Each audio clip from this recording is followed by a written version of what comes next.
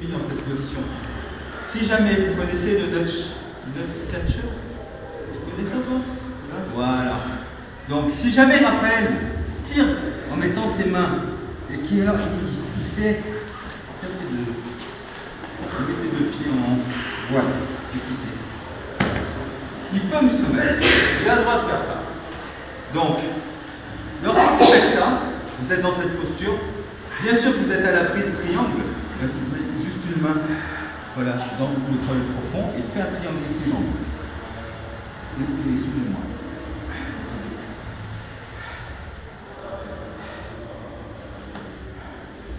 Ce que je veux dire par là, c'est que même si je vous ai dit l'autre fois, on est à l'abri du triangle classique, parce qu'il faut avoir un bras dedans, on n'est pas à l'abri de toutes les soumissions.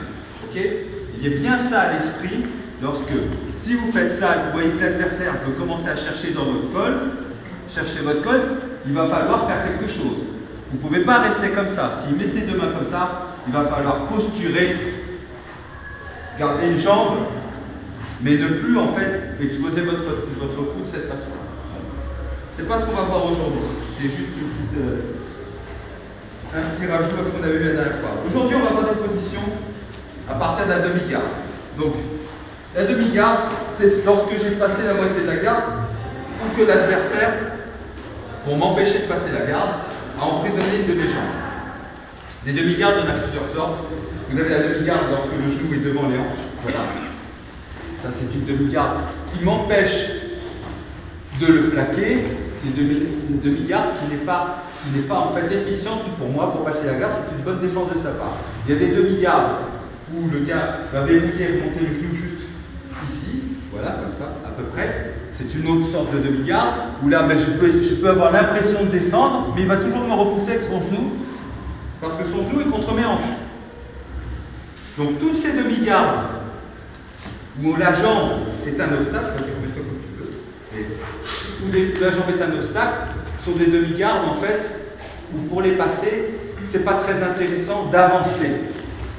Si j'avance, même si j'avance sur le côté comme ça, en réalité, mon adversaire, il sera en position de me soumettre, de me faire un kimura, de me renverser, de faire plein de choses, parce que sa demi-garde, elle est bien, on va dire, elle tient la distance entre lui et moi. Et cette distance, c'est lui qui peut l'utiliser à son profit.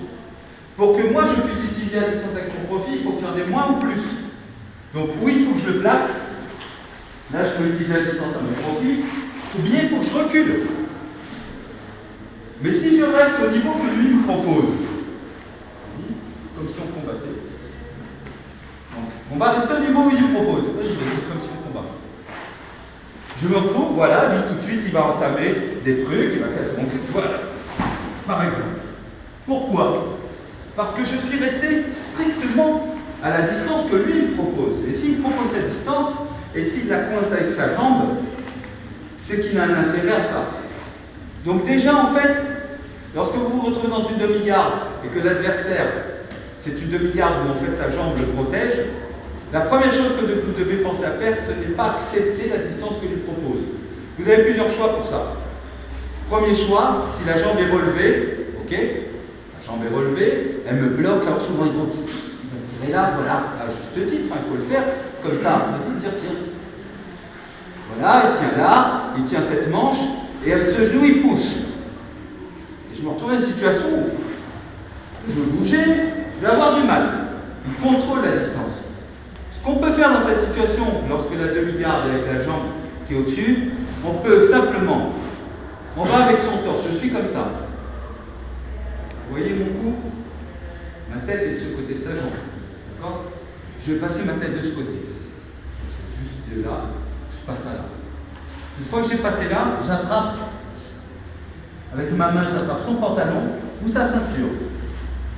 Je vais baisser la tête et pousser en tirant sur le col.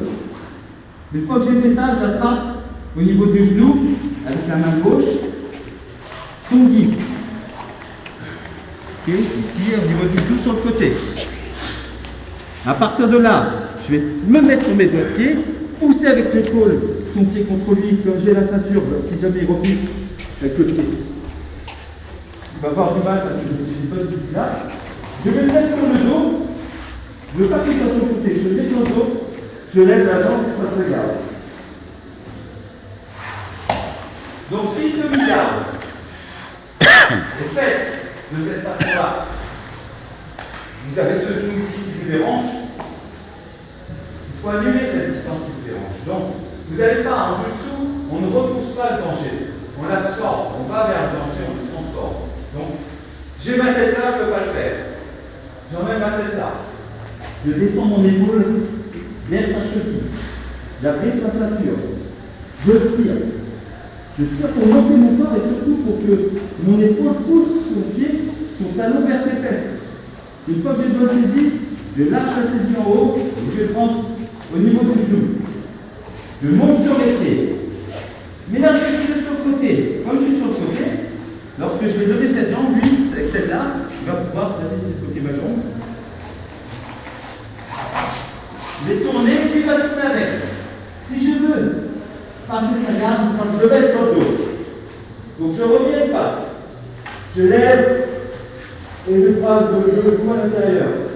J'agrippe, je baisse la tête, je ne la lève pas. Pourquoi je ne lève pas? Pour ça.